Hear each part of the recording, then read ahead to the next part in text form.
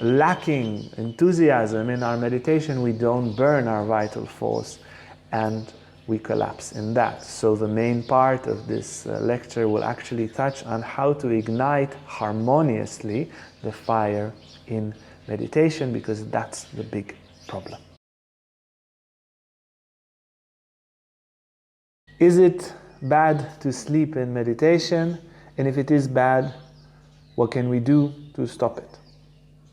So if you just started your meditation practice and you're utterly, it's like you did 3 meditations in your life and you fell asleep, it's a sign that you were able to relax in the meditation. So it's not so bad. But if you meditate systematically, daily, and you're falling asleep, especially if you fall asleep every day, that's very bad. You're missing out.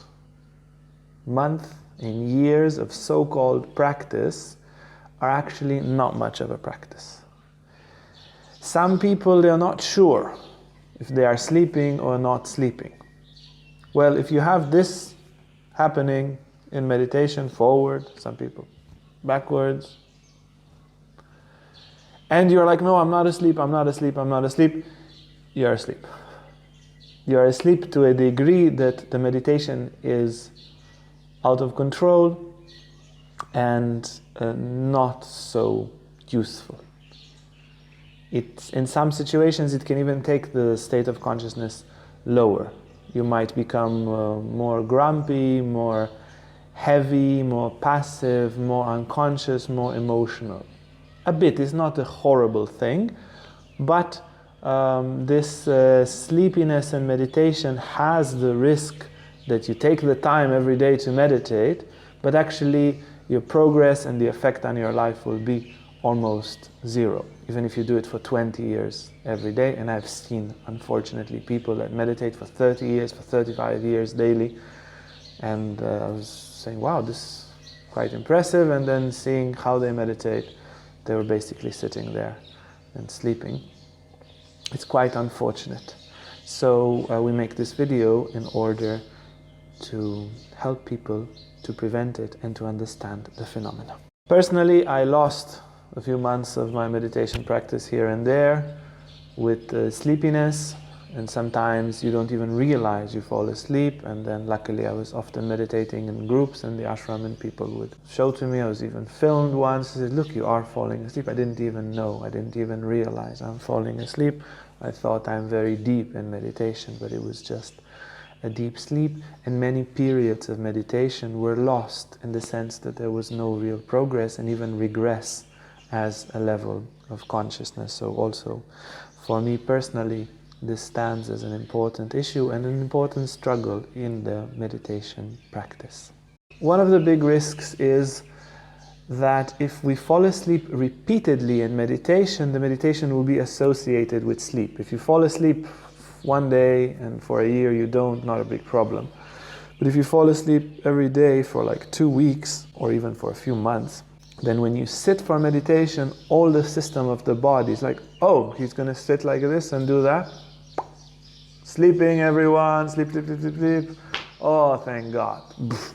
And the system collapses, and this association gets stronger every time you do it, and then it's quite difficult to break. The more you repeatedly sleep in meditation, the harder it is to break the habit, but we'll give tools exactly how to do it for all sorts of severity of sleepiness. In one collective meditation, somebody was sitting on a chair like me and meditating, and he slept so hard, he fell off the chair, and the chair fell. And the same person, once he was sitting in the hallway, or meditating in the hallway, I was not there, but my brother and some of my friends were there, and he fell asleep in the meditation and he fell down the stairs. So there are other risks in that. We will see now a little bit about what's the mechanism, why we fall asleep, and then we will see through the understanding of the mechanism how to eliminate it. It's not so hard to do if you are determined and if you really want to go somewhere in your meditation. It is possible, but we need to understand the mechanism and the keys. When we are generally tired, and we will explain in a moment tiredness, But when we are generally tired, our system is somehow hungry for sleep, hungry for unconsciousness, hungry for rest. And as we do our interactions, whether it's watching a movie or speaking with people or eating or drinking or walking, that interaction with the outer world gives a certain tonus. And then even if we are somehow craving for sleep, we are still interacting with the outer world, and that tonus keeps us above the sleep line. In meditation, we let go of the interaction with the outer world. Yeah, in this regular classic close your eyes meditations, there are many forms of meditation, but in that kind of meditation, because that's where the sleepiness happens, yeah, you don't find people falling asleep in a dancing meditation or in a chanting. Well, in chanting it can be, but it's less likely. But in meditations in which we withdraw the senses, pratyahara, from the outer world, the tonus of the contact with the outer world is taken away. And then if the only thing that kept us awake was the tonus of interaction with the other world, whatever motivations, whatever driving forces we had for that interaction, that tonus goes away and we fall under the sleep line. I had to scratch myself there with the sleep line, but I think you got the point. Yeah, so the tonus goes down and we drop into sleep. Now, the tiredness itself, and this will help us to understand how to overcome sleepiness in meditation, the tiredness itself has two ingredients in very different proportions. There are many, many different types of tiredness. But tiredness is either the lack of vital force, raw energy, fuel, if you may. Yeah, that's one element. When we're out of fuel, we feel very tired. We didn't eat, we didn't sleep, we didn't drink something. We've exhausted a lot of energy in action, so the vital force, the fuel is gone. Or, and it's normally rather a combination of these two, a lack of fire, a lack of driving force, a lack of aspiration, motivation, a lack of a wish to do. So either we have a little wish, and then even if we slept a lot, we ate a lot, or we just collapse into unconsciousness in front of the screen and in sleepiness and so forth. And then if you come to meditate and you have no driving force, you fall asleep. You have no fire, no intensity, and you fall asleep. Or you are depleted of energy, and even if you want, you're so depleted, so sleepless, you have no fuel, and then you can burn, but there isn't much to burn.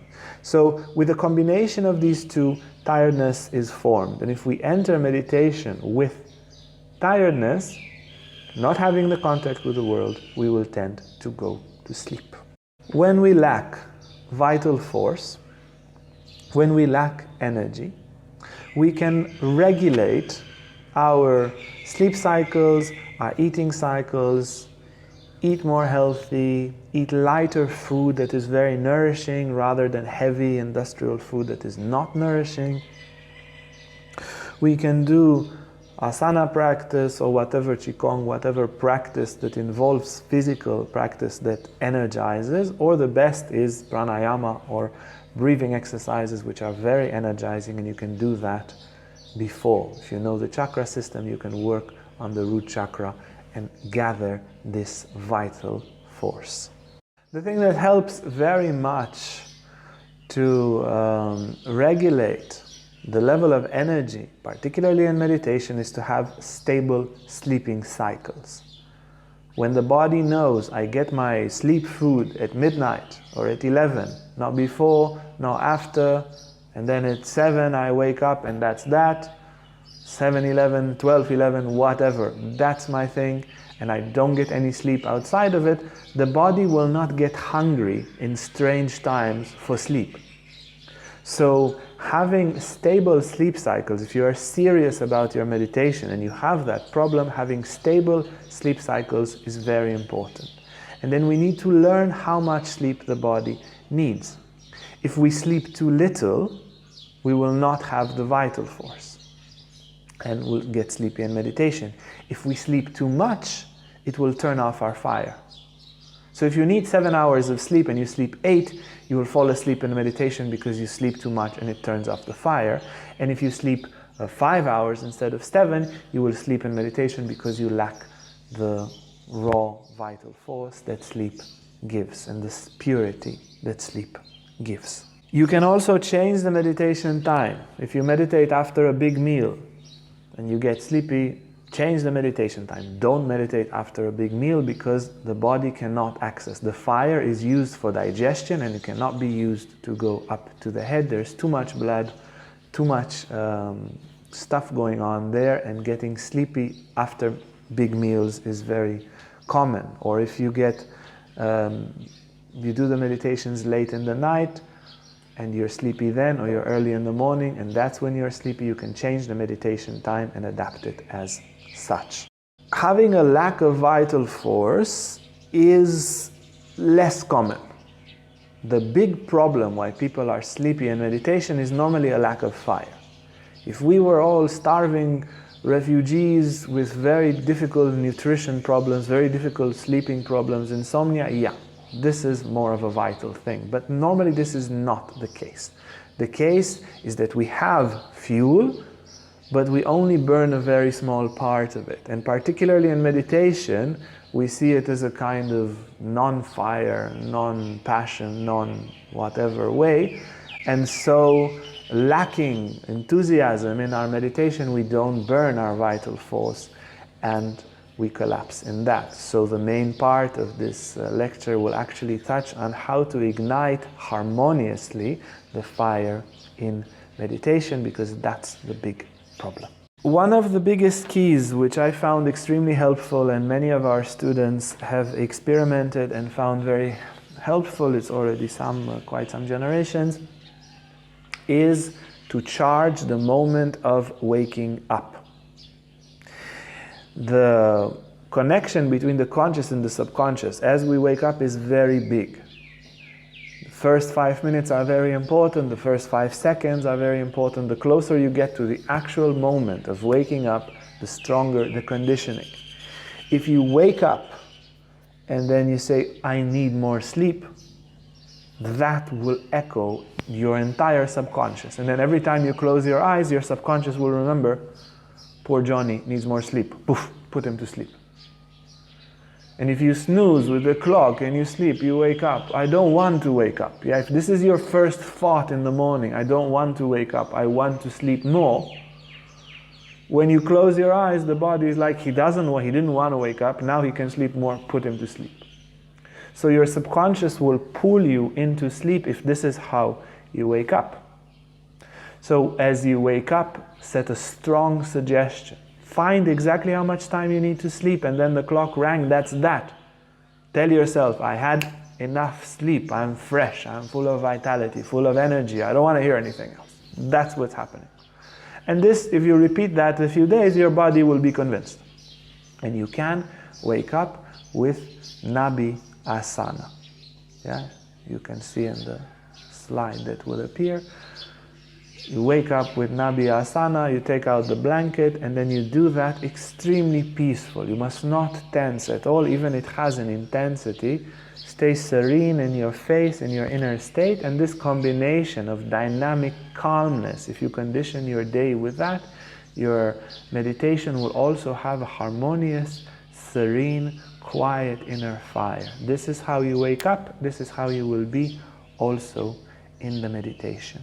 Another way to amplify harmonious fire in the meditation is to do sublimation practice before the meditation. There are techniques such as Uddiyana Bandha, Pranayama, shoulder stand, head stand. Most of the yoga asanas, also techniques of Qigong and Tai Chi, they create a certain ascension of energy, and we should meditate with this feeling that the energy is going up. This kind of intense feeling, like fire that goes up, the energy goes up. Sleepiness and meditation is involving a descent of energy, what is called in yoga apana vayu. There is a kind of falling of energy. And if you have a constant, this can be trained, a constant flow upwards of energy, then you will not get sleepy. And even if you lack some energy and you didn't sleep enough, you didn't eat enough, and you didn't wake up like this, if you can maintain this up, You focus on the meditation object, whatever that is, your mantra, your breath, your whatever, but as a background, you just feel there's an ascent, ascent, ascent, and this ascent will disinfect, will not allow any space for the descent of like, yeah, whatever, meditation, whatever, and boom, you are asleep. 3. The sleepiness in meditation often comes because there is blockages. If you have an energetic blockage, some people have in the pelvic area, in the left side of the pelvic, others have in the head, others have in the neck. If there is a certain place where the energy is blocked, then this combination of vital force and of the fire that's extracting the energy of that vital force will be blocked and will tend, instead of rising, to descend. So if you find that your sleepiness is coming from the pelvic area, from the diaphragm, from the head, you need to direct some spiritual practice, visualization, meditations, yoga, asana, something, some kind of practices to eliminate that blockage. And this work with bright white light, visualizing bright white light, even during the meditation, when you feel the blockage, to unleash it, to release it, that helps very much. If you already have, and you've been sleeping in meditations for a long time, and then whatever you do, how well you sleep, you're just falling asleep again in the meditation, you need to break the chain at every cost, even if it means that you don't go deep in meditation.